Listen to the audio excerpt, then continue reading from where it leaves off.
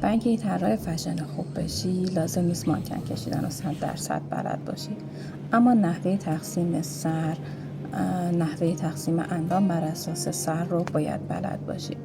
قراره امروز با هم یاد بگیریم چطوری یه مانکن رو با استفاده از تقسیمات 8 سر و 9 سر طراحی کنیم. در طراحی لباس تقسیم بدن و مانکن نقش عمده و مهمی در کشیدن مانکن شما داره. ما یه تقسیم مانکن 8 سر داریم، یعنی 8.5 سر، و یه تقسیم مانکن 9 سر داریم. امروز میخوام بهتون یاد بدم چطوری مانکن رو به 9 سر یا 8.5 سر تقسیم کنیم. این مانکنی که میبینید من طراحی کردم مانکنیه که 8 سر تقسیم شده. الان برای شما میخوام مانکن 8 سر رو یاد بگیرم. برای کشیدن خط صاف یا باید اینقدر تمرین کنید که با دست بتونین راحت خط صاف رو بکشین، یا اینکه یا هم به وسیله خطکش اون خط رو بکشید. من این خط رو به وسیله خطکش کشیدم قبلا برای شما باید اون رو به 8 سر مساوی تقسیم کنید. عموما ما همیشه میایم سر اول رو با دست میزنیم و بعد ما بقیه سر رو به وسیله مداد اینطوری تنظیم میکنیم. شما که تازه کار هستین بهتره با همون خطکش تنظیم کنیم. سر مانکن یا بدن عموما 8 تا 8.5 سر هست. خیلی راحت میتونید یک تقسیمات 8 سر رو انجام بدید و جای اندام ها و غیره رو مشخص کنید.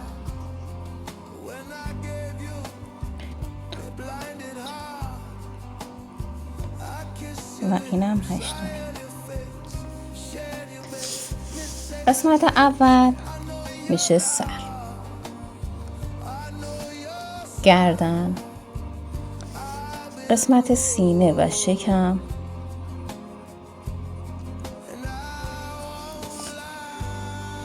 باسن و ران، ساق پا و در نهایت پا، کف پا یا مچ پا.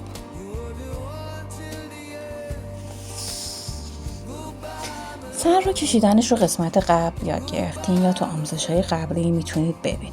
این قسمت تقسیم میکنیم به 3 قسمت. من برای اینکه گردن کشیده دوست دارم اینو وقتی تقسیم بر 3 میکنم این قسمت رو هم نصف میکنم و این خط میشه خط گردن من. دوباره از قسمت این سر دوم بود، سر سوم نیم سانت میام بالا، حدوداً کوتاه. این میشه قسمت کمر من و دوباره همون قسمت رو میکشم. اگر دقت کنین تو قسمت کمر و پهلوی ما یه قسمتی هست که صافه و در نهایت خط آخر میشه خط ران. برای ران این خط باسنه ببخشید و برای ران 2 تا سر، برای ساق پا هم 2 سر و اینم که میشه کف. این مانکنی که اینطوری تقسیمات میکنید میشه این مانکن، یعنی یه مانکن معمولی و یه اندام معمولی. اگه میخوای مانکنتون فشنی بشه باید همین تقسیمات رو برای 9 تا سر انجام بدید.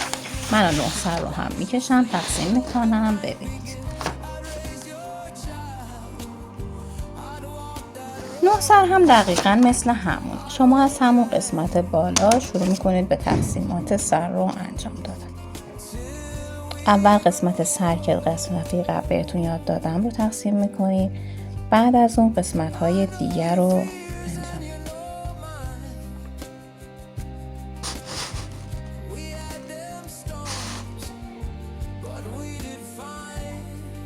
در تنظیم تقسیمات 9 سر هم مثل همون.